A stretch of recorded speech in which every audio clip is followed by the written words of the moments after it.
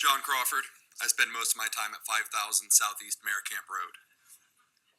Good evening, Madam Chairman, Madam Vice Chair, board members, Superintendent Dr. Heidi Mayer, Ms. Lopez, Ms. Flotcutter, and Mr. Gibbs. Thank you, especially Ms. Boynton, for visiting for us today. I appreciate that.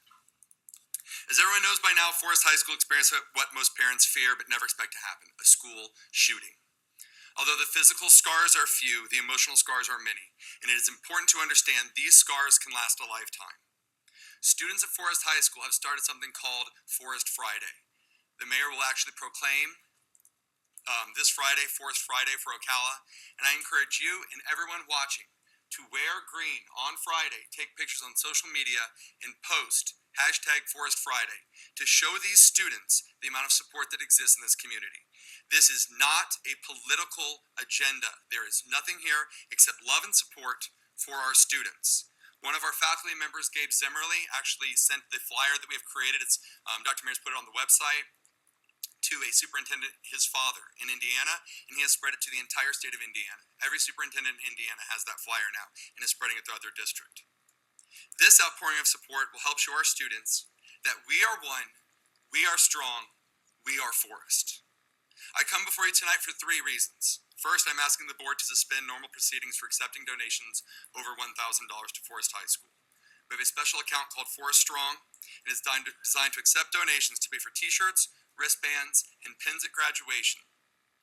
The cost of providing this is over $10,000. We have many members of our community who want to support, and we're concerned that if we get checks that are over $1,000, the legal process will be difficult. I spoke this morning with accounting, and they said by a board consensus, you would be able to bypass that rule for Forest High School in that one specific account. I understand this is usually not done under normal circumstances, but we are not operating under normal circumstances. Second, I want to recognize a few people who do not receive enough attention. First, the custodial staff at Forest High School must be recognized. Upon returning to Forest High School at 2 p.m. on the day of the shooting, there was no sign as to what had happened. Clear, which had been written on every door and hallway, was gone. The door on Miss Haddon's room, riddled with bullet holes, had been replaced by Mr. Adams from Tech Services. The blood in the room was vanished. With incredible speed, the custodial staff had erased every trace of Forest High School's darkest hour. When the students returned to pick up their personal items, they returned to a school they were familiar with, not the chaos of that morning. Richard Stage and his crew deserve recognition. We are one, we are strong, we are Forest. Also, Dennis McFadden, Tyson Collins, and Dr. Heidi Mayer must be recognized for instituting Alice Protocol. The only reason we did not have a loss of life at our school is because we were better prepared than ever. I was one of the teachers that rolled my eyes and I scoffed that we had to lock our doors, resenting the email. Nothing like that would ever happen at Forest, and the minor inconvenience of having to let students in the hallway was too much for security. I was wrong. The swift implementation of Alice Protocol saved lives Friday, and it will save many lives across the country in the future. Third, along with Deputy Long, Mr. Ashley, Ms. Panasuk, Nurse Groh, and Ms. Haddon, Brent Carson needs to be recognized for his quick actions. He is too modest to include himself in any account of bravery, but I am not. When he heard a gunshot, he raced towards danger, completely unarmed, to ensure the safety of our school and our students. Brent Carson was as brave as any man that day. We are one, we are strong, we are Forest. Finally, I need to clearly identify for this last segment, I am no longer speaking as a teacher from Forest High School, but as John Crawford, private citizen. In my AP government class, students are required to learn the application of certain court cases, including Ingle Vital, which prohibits agents of the government from praying aloud while in official capacity as a teacher. Paid attention?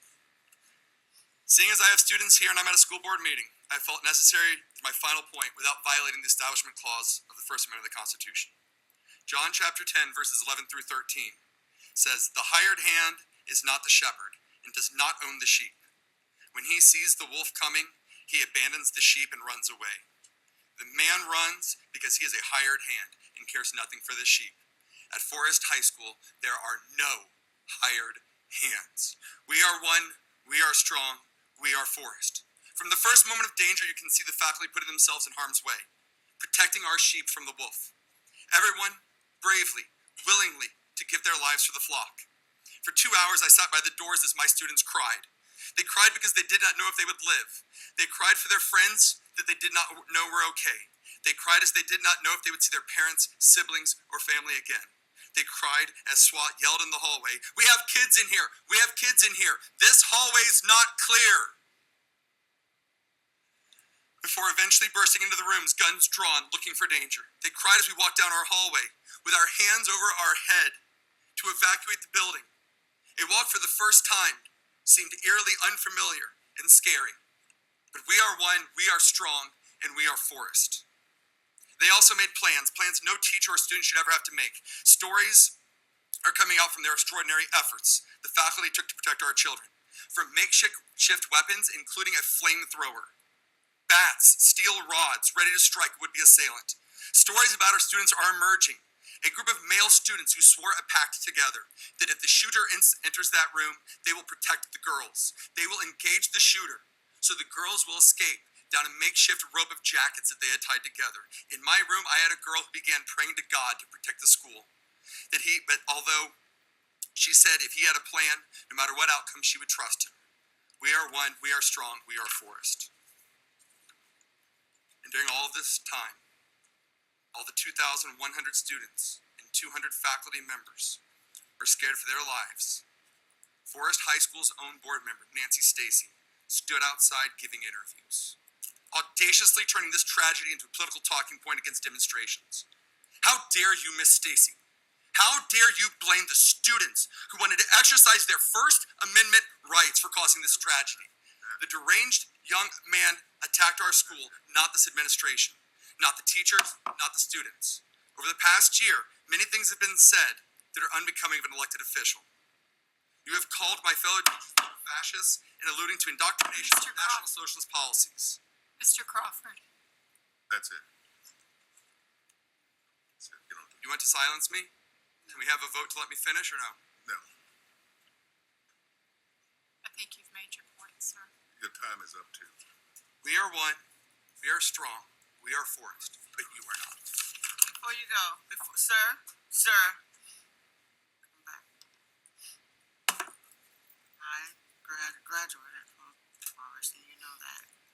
And sometimes, the information that a school board member may get, we might get the same information. Really. So, but truly, the school board, everyone is here for you. Really.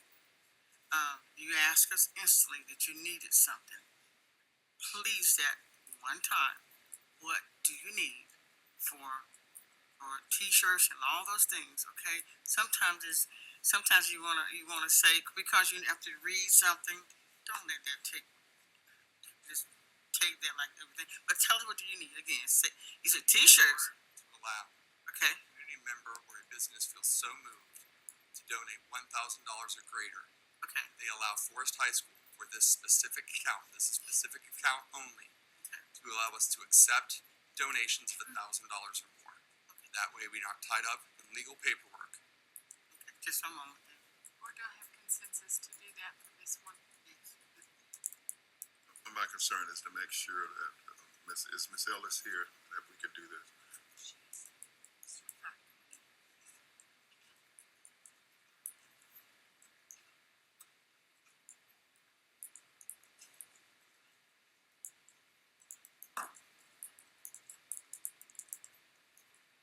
He can sit down a bit. Yeah, you can.